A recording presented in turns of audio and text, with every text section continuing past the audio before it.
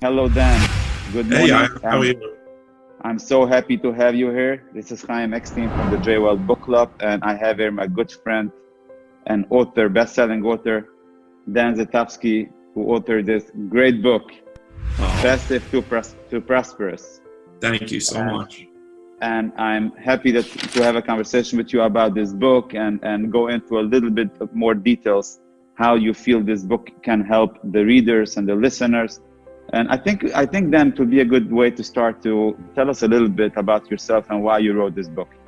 Okay, well, thanks again for having me on with your group. It's a pleasure to be here. I know you for a long time, and it's always an honor and pleasure to speak to you and to be part of your group. So the reason I wrote this book, it took me a while to actually get this book written, and I really wanted to get the word out there to people. And it's just, I built a really nice passive income business through real estate and seller finance notes for myself and my investors I've worked with. And I felt that there's a lot of unknown knowledge out there on that world. But also, the reason I really wrote the book is because if I take real estate out of the game, it's really living a prosperous life. And it's in any business, how to live a prosperous life. I work with a lot of medical professionals. I work with insurance agents. I work with real estate brokers. I work with companies and CEOs. And what it's about is, a lot of people don't understand what their vision is. And we teach a lot of people about their vision. And most people in this world get involved in a business. They work for themselves, or they buy real estate, or they become fix and flippers. And they do all these things because they want to leave their 9 to 5, or they want more time with their friends or family, whatever it might be. And then their actions kind of go like this. Their vision's here, and their actions start to go like this. And after a year, it's okay. But after 2 years, it's here. After 3 years, it's here. And their vision and their actions don't align. So, and it happened to me. I'm humble enough, and I wanted to get the word out there and show you how it happened to me. I was doing real estate now for 29 years, getting close to 30 already. Wow, I'm getting old. But I was somebody who thought that, being successful meant having a lot of money. Being successful meant having beautiful cars, beautiful watches, boats, what everybody thinks, because they see on social media, what everyone thinks is success. And I grew up in a household where we didn't have that. We didn't have the money. Now I have a roof over my head. It's not I was on poor and on the streets. I had a roof over my head, but I didn't really have a good upbringing. I didn't have a great upbringing from my parents. My mother left real young when I was young. My father was out doing his own thing, and I was kind of left on my own. And a little bit of embarrassment set in because a lot of my friends that I would be around, their parents were together and they had some money, and they never had to worry about paying for movies or paying to go to a bowling alley or paying to go get pizza or whatever it might be. And I just didn't have that. I was kind of left on my own, working at a young age, and I hustled. But I always swore to myself that when I got older, I would never, ever let that happen to my family. I would never let that happen to my kids, to my wife. I would always provide for them, give them the best possible life there was. And my own ego got in the way. And what happened is I started driving the nicest cars that you'd ever see. I'd have boats, I have beautiful watches. I still have the beautiful watch collection because I already have it. And I thought that was success. And the problem was that I spent so much time out of the house working to get that money to buy those items that I wound up internally, my wife, she was not happy. She didn't think I was a good husband. I wasn't there for my kids, so I wasn't a good father. And that really crushed me when she told me that. And I talk about that in my book, that I thought I was doing a great job, and I was pounding my chest because, hey, I give you all the cars and diamonds and jewelry you want, right? You should be happy. I'm giving you the life you want. And she didn't want that. She just wanted me, and my kids wanted me. And that really crushed me, to think that, wow, I was exactly the person I said I would never become. And it was because I was fulfilling my own ego. And so that's what the book is about. And you could do it in a number of ways. I don't care if you're an insurance agent. I don't care if you're a stockbroker. I don't care if you're a contractor. I don't care if you're a landscaper. I don't care if you're a doctor. But really figure out why you're doing what you're doing, and figure out why you're working so hard. Is it to chase things that don't matter to anybody? Or is it because you want time with your family? And if you want time with your family, I really talk about that in my why in the book in chapter 1. It's really about my why, and my why is my vision. And my vision is, what am I first? I'm a father, okay? I'm a husband, okay? I'm a friend. I'm a mentor. I'm a coach. I like building businesses. Nowhere does it say chase money, right? So it's very important, because I know you probably get this a lot too, and I get it a lot too. I get it almost on a weekly basis. people ask me, hey, would you get involved in this business with me? And, I was never meant to. I've been asked to, hey, would you like to buy a landscaping business with me? And I had the opportunity to make a lot of money with it. But, I was just asked a couple months ago, hey, would I buy a hardscaping, pavers and all that stuff with somebody? Nowhere in my vision does it say I want to own a hardscaping company. Okay, so what happens is there was struggle. It's an internal struggle for me as well. But I put this book out there hoping that somebody could look at it and say, wow, I'm a dentist and I built 5 practices and I'm making a lot of money, but I'm never home with my family. I have to rent every practice every day, get up at 6 a.m, come home at 8, 9 o'clock at night. I never see my kids, but I'm making a lot of money. Why did you get into the real estate business in the first place? And I see it all the time. And that's the real reason I wrote the book. I had to get my story out. I spoke to my mentor, and I didn't think I was worthy at the time for a book. I didn't think I was worthy at the time to coach people. And I've been mentoring people and coaching now for almost 10 years, and I love it. And that's my true passion, is really changing people one person at a time. And the book is big, organic movement. We don't run ads to it. Everyone that buys it kind of buys it for their friends and family and gives it out to them. We had a real estate brokerage buy over 240 copies. They paid us to come in and do a sales training and do a book signing with them because they cared enough about their realtors to say, hey, we want you to have a work-life balance. And that's really what the book is about. Now, I talk about how to build passive income because a lot of people say, this is great, but I need income to do that. So I teach them in the book how I do it. But it's anything you do, figure out a way to build the system, build a team in place that you can get your time back. Because and really sit down and speak, if you're married, speak to your spouse and ask them what their vision is. What is your legacy? I thought about it and I actually came to tears. My mentor told me one time, he said, I want you and your wife to go home and I want you to write your eulogy. And that's the hardest thing you would ever do. You'll probably start crying. We started crying and she couldn't even do it. She couldn't do it. I did it. And I started tearing up and crying. And nowhere in my eulogy did somebody get up and say, Dan Zatopsky made a lot of money. Dan Zatopsky had a nice car. And what do you want your kids to say about you? What do you want your friends and your family to say about you? What do you want to be remembered as? And it's so important. It's so ingrained in me right now that I talk about vision. My mentor, somebody that trains on vision. I mentor people on vision. And that's where I'm going further into in the future is my mentorship is going to be more about not how to do real estate. It's more how to live your life fulfilled, how to live according to your vision, how to live in alignment, how to build your teams, how to get over roadblocks, how to take action, all of those items. Because I think if you don't have your vision right, nothing else matters. And that's why I got the book here and I keep it on my desk all the time. And 3-4 times a week, I read chapter 1 for myself. Believe it or not, I read it myself because it's very easy to fall off track in my life. And I have a mentor for the same reason, keep me on track, keep me honest with myself for that reason. So long story short, that's kind of why I wrote the book. I was thinking when you said all that, and that was amazing, by the way. We see a lot of people talk about different issues. From one side of the spectrum, we see somebody talk a lot about the importance of living a quality life, a meaningful life, have your priorities straight, like your wife, your children, the people in your life that matter the most for you. That's from one side of the spectrum. The problem with a lot of these people is they completely ignore the fact that you have to live also, meaning that you need to have income in order to have this life. They completely ignore that. So if you ignore that and you don't do the right thing in that area, then sooner or later this is going to crash. Exactly. From the other side, you see people talk about passive income, how to buy real estate, how to invest in businesses, etc., which is important. But if you only focus on that, then the other side of your life is going to crash and burn. You're not going to have relationships. You're going to lose the relationship.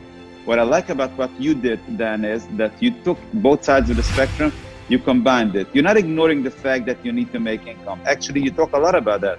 And you help people make the right decisions when it comes to real estate investing, comes to passive income. But your main focus is understand why you're doing it, understand why you want to have it passive so you can end up doing what matters most in life. That's what I like about the combination, how you did it then. Thank you so much. Well, for me, it is because real estate can be two ways, right? It could be very transactional and it can be very passive.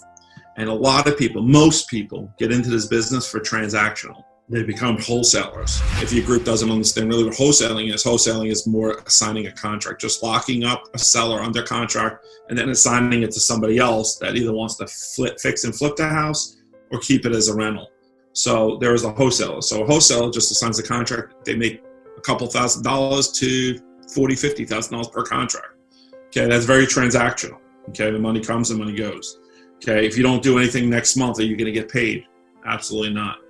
Or they become fix and flippers. Okay, the fix and flippers, the same thing. They get it in, they put a ton of work in the properties, they make themselves $30,000, $40,000, $50,000, $100,000, whatever it might be. But come next month, they don't have any money coming in. Then you have your landlords that they get a property and they fix it up, they put a tenant in. If they learn how to fix it up the right way, which we talk about in our book and in our training, is if they learn how to fix it up the right way, they keep a tenant for a long period of time. They also, if they buy properties in a good emerging market, they have to buy in emerging markets. That's what protects them. And nothing's guaranteed, but I've been through 3 market cycles. I was through the worst crash in history back in 2007, 8, 9. And my portfolio remained unchanged. Maybe average, maybe the value went down a few percent. I think it was like less than 5% we figured out. But my properties remained pretty much occupied. Because when banks stop lending, people need housing. Okay, you can do seller financing, you can become the bank, or you could have rentals. People still need to live. Okay, but you need to buy in markets where people are going to continue to have jobs. That paid us actually monthly, right? It became our ATM machine to just spit out money every month. Now, I tell people all the time, I said, listen, a $30,000 check is a lot more exciting than $400 from a rental property for most, correct? But when you do this over and over, and you do it hundreds of times $300, $400, $500 a month, it kind of gets pretty exciting. Well, now it gives you the time to leave. You can go on vacation with your family all summer. I spend all summer at the beach or on the boat, hanging with my friends and family, just having fun. Yes, I do still do some work. I love it. I don't really consider it work, but I'm not on the phone at 11 o'clock at night with contractors and realtors and attorneys and inspection companies looking to chase that $40,000 or $50,000 check, because if I don't have that, I can't pay my bills. And that's why you have to set yourself up. And that's why I called it the passive income to live in that prosperous life. The other thing I tell people is when I start working with a student, when I mentor somebody, one of the first things I ask them, and I make them go through, is I said, let's figure out how much you really need to live the life you want to live. And when we start, people throw out numbers at me. I need to make $20,000. I need to make $10,000. And we really figure it out. Do you really need to make that much money to live the life you're talking about now? Or is that the lifestyle you want to live, where it's, you get to drive those cars still you want, or you get to travel anytime you want?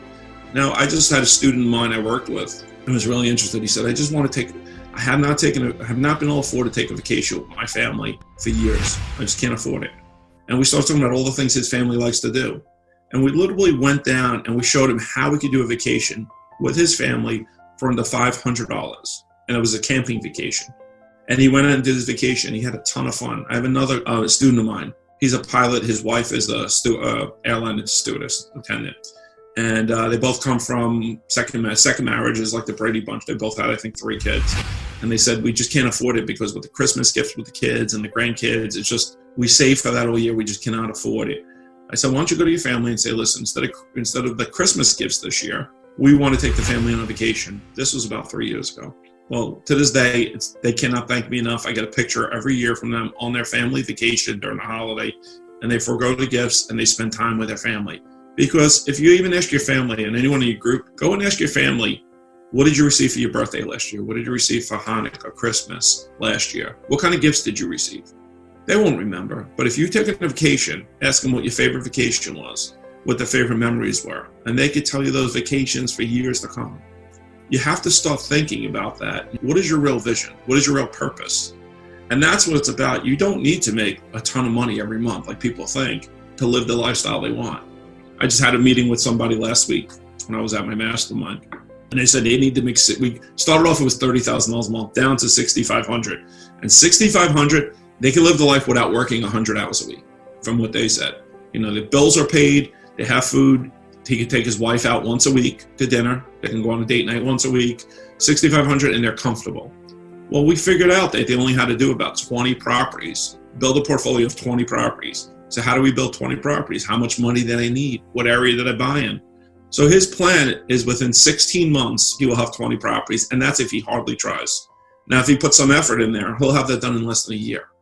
Okay, now, once he's done, he's got a $6,500. That's his first benchmark. Now he gets to his $10,000, then his $20,000. And it gets easier after that, okay? Because once you learn what you're doing, it gets a little easier after that. So don't look at, when people ask me, Dan, how do you have so many properties? And I always tell them my answer is always one at a time. Just one at a time. Start with one. So many people are scared, or they look at how do you eat an elephant? It's one bite at a time, right? How do you climb that mountain? One step at a time. And if you start looking at and you break things down that way, and you don't worry what I do, don't try to be Dan Zatofsky, don't try to be Chaim Epstein. Try to be yourself, okay? What works for you? Everybody tries to catch up, be part of the Joneses, right? Your neighbor has a beautiful vehicle, so you need to be. Don't worry about that. Worry about your vision. Your vision says nothing about I have to keep up with Mr. and Mrs. Jones next door driving a Lincoln Navigator. No one says I have to have my kids have a brand new car at 16 and 17 years old like Mr. and Mrs. Jones next door. That's not in my vision. When you write your vision out, and I hope everyone in this group after this call writes their vision out. Who are you? Who is Chaim Epstein? Who are you? You're an amazing father. I know that. You're an amazing husband. You're an amazing friend. You're an amazing mentor to your people. You're an amazing financial advisor. But financial advisor probably comes last. Husband, father, friend, mentor, author comes before the financial advisor, if I'm right, correct? Absolutely. So, the other thing I like about your approach is it's a very disciplined approach. Meaning it's not like you're making people excited. Wow, it's going to be wonderful. You're going to make $30,000, $40,000, $50,000 a day. It's a very disciplined approach. You need to have a vision. You need to plan for that. And it's very interesting because the time that we're recording this is now March 2020, and we all know what's going on around the world. I was thinking to myself then that how many people were chasing money, chasing jobs, chasing work, and because of that didn't spend the time with their family that they should have spent. And now all of a sudden, God put them in a position that they have to be isolated at home. They have to be quarantined. You have nowhere to go. Where are you going to go? And listen, I have to be with my family. I have to love I have to. And think about this. Somebody 50, 60 years old who spent 30 or 40 years everywhere but at home, and he has to be locked in his home now for a month. That's torture. That's hell. There's no. If you don't have a relationship with your spouse now, I'm not jealous at you. That's terrible. So better invest in yourself. And by the way, this is what's happening with people when they approach retirement. I mean, you know how many people they approach retirement, and all of a sudden, you look your spouse in the eyes, and you're the one that I'm going to spend the rest of my life with. I mean, I have no relationship with you. It's painful to think about it for these people. It is. And it's very important that at a young age you understand that and you start focusing on that. But at the same time, focus also on passive income. Yes, and it's a great time. It's a great time, and I've already, I got home from a trip. I was in Missouri in my mastermind, and I got home on a trip, and my kids are already going a little nuts. We got to go out. We got to go do something. Yeah, I love being out. We all love being out together. We want to go somewhere, but we're stuck under what we're stuck under, right? You can't go somewhere if something's unopened. But I started talking to them yesterday. They love talking to me about, I have 3 kids. They all ask different questions. Some are interested in finance, some are not, some are interested in real estate. But I sat down to them yesterday and I hit them hard with, I says, you guys need to, at this point, and my wife, my 3 kids were there, and my son's fiance were there. And I said, you guys need to watch what you're spending at this point. And they never heard me say something like that. And I said, yeah. And I had a whole education with them on why they need to watch what they're spending. I talked about finance. So you could really take this. You could, learn to play games with your kids that could teach them, pull out a Monopoly board, pull out, cash flow game from Robert Kiyosaki, do something productive with your kids, do a project on the house, teach them something. You're stuck in the house now. So you always said you didn't have time before because you were running. Well, what's your excuse now? But teach your kids, pull out a checkbook and teach them how to write checks. Teach them how to handle the checkbook. Teach them about credit. Teach them about debt. Debt is so important. Thank God we're okay, and we're not going to, listen, I don't know how long we can last being okay, but we're okay with finances. But if our tenants and our sellers that, our borrowers don't pay us, we'll work with them. We'll be okay. But there's a lot of people that can't work with their tenants. If they don't get paid, they can't pay their mortgage. And that's why I talk about over leveraging is not a good thing, right? But teach your kids at this point, get with your family. This could be obviously you're going to get a little bit of cabin fever, but this could be a good time to teach your family, finances, to reconnect with them and to do what your vision is. Because if I ask every single person that's married with kids, what's your vision? Everyone's going to say, I want to have more time with my family. But when you have more time with your family, what are you going to do with it? You're right. This is a great So time. I think let's shift the conversation to a different kind of persona now. We talked until now about a person that works hard, is successful, financially successful, but we want them to be successful as a person, not only financially. And we're helping them with passive income. We're helping them with understand their priorities. That's one type of a person. Let's switch to a different type of a person. Let's talk about a person, let's say age 40, works very hard, barely makes ends meet, is very under the financial stress all the time. And now we're coming to tell this person, you know, you have to understand there's going to come a day that you're not going to be able to work, or now is the day already maybe. You have to start shifting your mindset, shifting your focus about building something, a passive income portfolio that you should be able to slowly, gradually stop working so hard and be able to focus on what's more important for you in life. This is a different situation. What do we tell them? How should he start? Maybe he doesn't have any money saved. Maybe they don't have any, the finances are not in order. What piece of advice can you give such a person to take a step forward in life instead of always being behind? Okay, it's a great question, because that's where a lot of people are. I speak at a lot of events. A lot of people are stuck, right? They're like, this sounds great, but what do I do next? So they always say the first million is the toughest. How do we get the first million? That's the problem. There's a lot of people in this industry that are trustworthy. There's a lot of mentors out there, and you could either two things. You could either pay for a mentor, or you could bring value to a mentor. So I'm going to put myself in their shoes, right? The only thing, if I don't have money and I don't know how to raise money, okay, and I'm scared to raise money, whatever it might be, the two things I have is my effort, my ethics, and my morals. And that sounds great. That might be cliche, but here's where to say, a lot of people can't pay for mentors, right? Or they don't think they can pay for mentors. But some of my best students, and probably you as well, have been those that don't have the money to do whatever it takes to get the money. I had one guy, he actually would detail cars on weekends for 2 months to have enough money to pay us. And he's probably one of my best students now. He's raised over $3 million in 6 months and built a huge portfolio.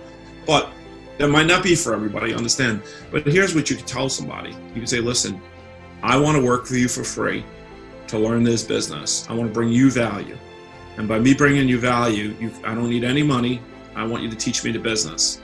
So you bring them a couple of deals. And anyone you say that to, I can promise you they're going to pay you out on a deal if you bring a deal to them. And they're going to teach you the business. Now you bring value. You can go out there and you could door knock. You can pick up the phone and call for sale by owners. You could call landlords. You can go on public records. Everything is free. There's not anything that would cost you money. You could find houses of all the landlords in an area in the market you want to be in. You can reach out to them. There's a lot of ways to reach out to them. You could send a letter. If you don't have money for postage, you could go knock on the door. If you don't have that, you could find their phone number, pick up the phone and call them. You can find them on Facebook. But you need to bring value. See, here's the thing. Here's what we see in this industry. Everybody wants it, get rich quick. You know, this is the day and age of everyone's get rich quick. Nobody wants to put the effort and the work in, like you and I have put in for years. 29 years ago, there was not even an internet 29 years ago. Everything was done by books. Everything was done me going to the courthouse and pulling paperwork and actually going out there and picking. I couldn't text message somebody, hey, do you want to sell your house? I had to actually pick up the phone or knock on the door and go meet them. Put the effort in. Now, people don't understand that if you find the right deal and you come to somebody like ourselves, myself, you, if you find the right deal and say, hi, I have this deal. It's worth $100,000. I'm going to buy it for $50,000 all in with the rehab. Would you partner with me on the deal?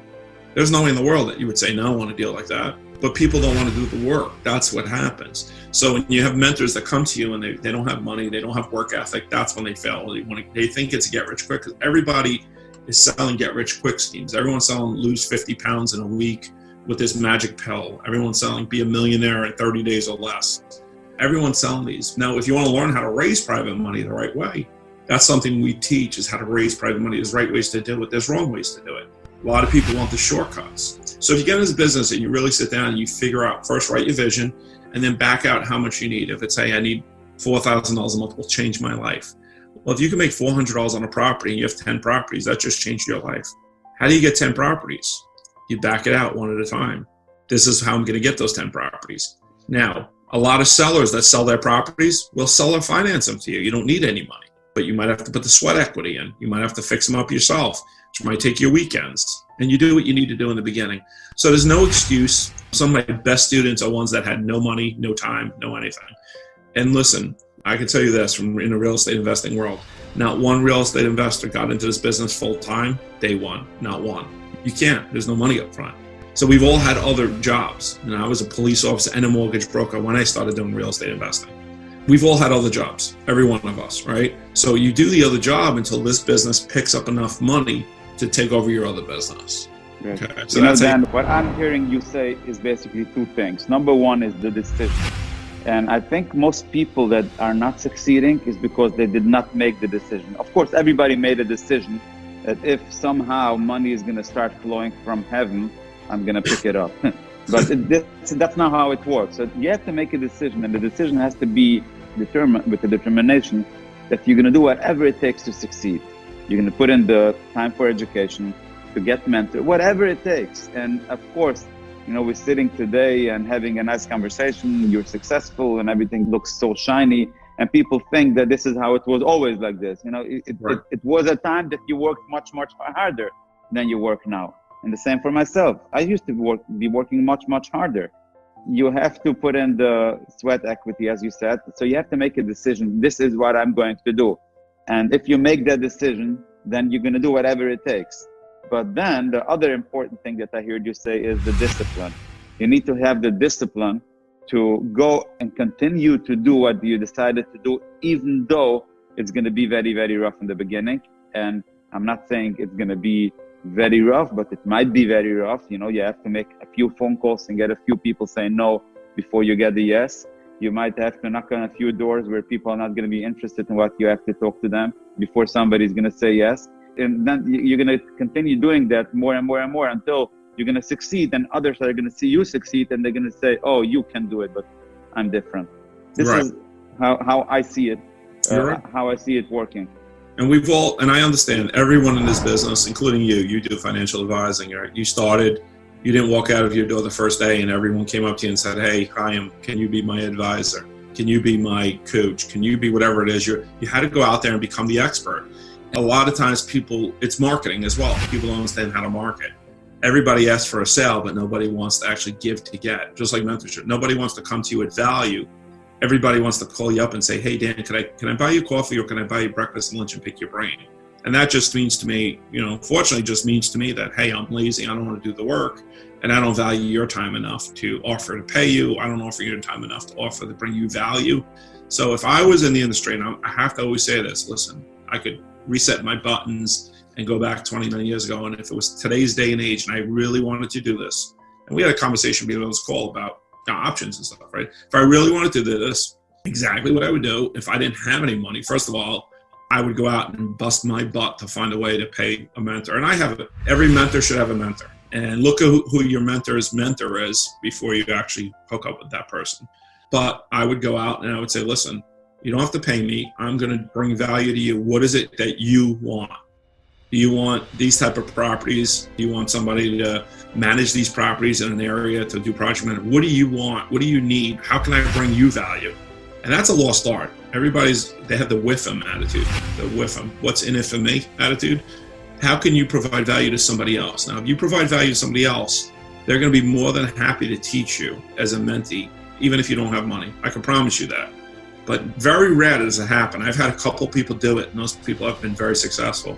Now, the people have come to me in the past, when I first started doing this, I said, sure, it was a guilt for me. I felt bad, right? And I didn't value myself enough, so that's why I felt bad saying no to people. And they would come and say, can you help me out? I don't have any money, can you help me out? And I used to give them things to do, and they don't think that this is a hard business. And I'll tell you right now, any business you're in, and I can guarantee your business gets hard from time to time. My business gets hard, and I'm in a good position, but it's going to be hard right now, right? We're in this situation with the coronavirus where tenants might be out of work, owners might not have a work, so they can't pay their bills. How is a tenant going to pay me their bills? Am I going to evict them? But you know what? If I had a mortgage and the mortgage company told me that I don't care if they don't pay you rent, you still got to pay rent. Now you have 10 properties, well, you're in trouble if you don't set yourself up right. But everyone wants to do this business until it gets tough. Once it gets tough, they jump from the business to business to business to business, and they don't think long term. when you have a mentor, the other thing I say is be careful who you have a mentor. Anyone could be successful in this business the last few years, but show me somebody who was in this business pre-2007, and if they can make it, then I am interested. I'm also telling people, that you want to see people who have fallen. I got to say, I've been pretty lucky. I haven't fallen too bad, but you want to see people who have fallen, maybe even gone bankrupt and then bounce back. How do they bounce back? Because maybe they learned from it and they can teach you what not to do to have that same thing happen. That's how you have to open your eyes, and that's how you have to think, and that's your mind. And if you do that, I can promise you one thing, that you will be successful. There will be bumps in the road, but you're going to get through them. If you don't do that, you're going to, every year or every few years, when the economy changes, you're going to go from career to career to career, and you're going to wind up being 60, 70 years old, and it's going to be a lot harder at that point. So set yourself up now. Give yourself 5 to 10 years. Now, if you're 40 years old, you're probably not looking to retire in the next couple of years. It's going to get a little easier each year. But, if you do this and you say, listen, I'm going to retire at 55, that's 15 years. If I said you only need 10 properties, you don't even have to buy one a year, not even one a year. And you're at 15 years.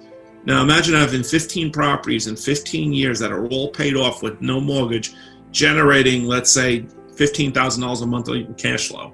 Now you're living a retirement life that's a little bit better than Social Security. It's not hard at all. I mean, No. if you have the discipline and you do the right thing and you just determined to do it, it's not. By the way, I remember when I started in business about 22 years ago, the first year in business, I quit it 4 times. And the only reason I came back to business was because I had no choice. I had to put bread on the table. Thank God I had no choice. If I would have had somewhere to fall on, I would probably be working for somebody now for minimum wage. Yes. And sometimes it has to be hard for people. They don't want it to be hard. Listen, we're going to see there's going to be a big transfer at this point of wealth there. And the people who are working hard, who have worked smart for the last 10 years, are going to be the ones to withstand this and move on.